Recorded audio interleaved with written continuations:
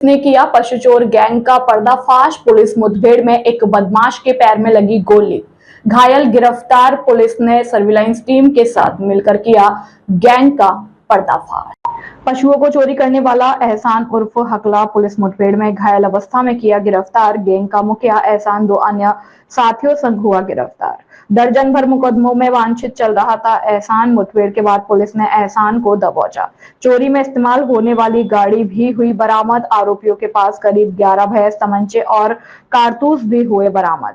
मेरठ के अलावा आसपास के जिलों में भी करते थे पशु चोरी। प्रेस वार्ता कर एसपी देहात ने किया गैंग का खुलासा। Sanjay Chaudhary, bureau chief, Meerut. क्या पूरी कार्रवाई करनी है?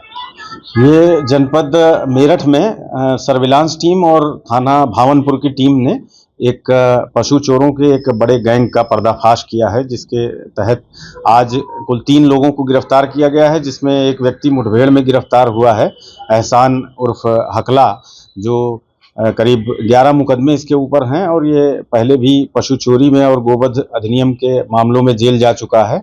और ये इस गैंग का मास्टरमाइंड है, जिसके 11 लोगों के बारे में हमारी टीम ने पता लगाया है। उन अन्य की भी तलाश की जा रही है। और जो इनके पास से बरामदगी अभी हुई है, एक सेंट्रो गाड़ी है, जिससे ये लोग रेकी किया करते थे। पहले जहाँ पे पशुओं की चोरी करना होता था, फिर एक आध दिन बाद रेकी जब पूरी हो जाती थी, उसके बाद फिर ये छोटा हाथी से जाते थे, कुछ दूर पे खड़ी करके फिर वहाँ से चोरी करते थे पशुओं की, और उसके बाद उस गाड़ी में रख के अथवा 1-2 किलोमीटर का इन्होंने एरिया बना रखा था, उसका भी रेकी के दौरान क्लियर करते थे। वहाँ पे ले जाके उन पशुओं को बांध दिया करते थे और एक आध दिन इंतजार करने के बाद फिर तड़के वहाँ पे जाके वहाँ से पशुओं को लेकर पैठ बाजार में ले जाकर बेच दिया करते थे। और इनका बड़ा विस्तृत गैंग है। मेरठ जनपद के लगभग आधे जो थाने हैं, आधे संख्या के थानों में इन्होंने पशु चोरी की घटनाएं कबूल की हैं और इनके पास से 11 भैंसें बरामद की गई हैं इनकी निशानदेही पे। और कल इनको चोरी करते समय ही मुठभेड़ हुई थी, जो ये इसका मुख्य आरोपी है। तो उसके अतिरिक्त दूसरे और तीसरे को भी पकड़ा गया है। और दूसरी जो इनके पास से दोनों गाड़ियां, जो रेकी के लिए सेंट्रो और दूसरी जो छोटा हाथी था जिसका इस्तेमाल करते थे परिवहन के लिए, वो दोनों गाड़ियां बरामद की गई हैं। 2 तमंचे और कुछ कारतूस बरामद हुए हैं। और इनके एक विस्तृत गैंग का पता चला है, जिस पर हमारी टीम विस्तृत रूप से काम कर रही है। ये एक अच्छा गुड वर्क है। इसको देखते हुए एसएसपी साहब ने पूरी टीम को 25,000 रुपए के नकद पुरस्कार की घोषणा किया है। सर, कौन-कौन से जिलों में ये को दस्ते?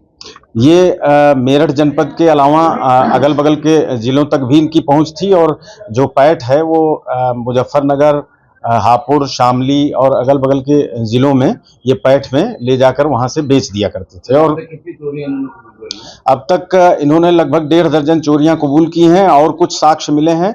उसके लिए भी हम प्रयास कर रहे हैं। आगे विवेचना के दौरान वो सब चीजें आएंगी।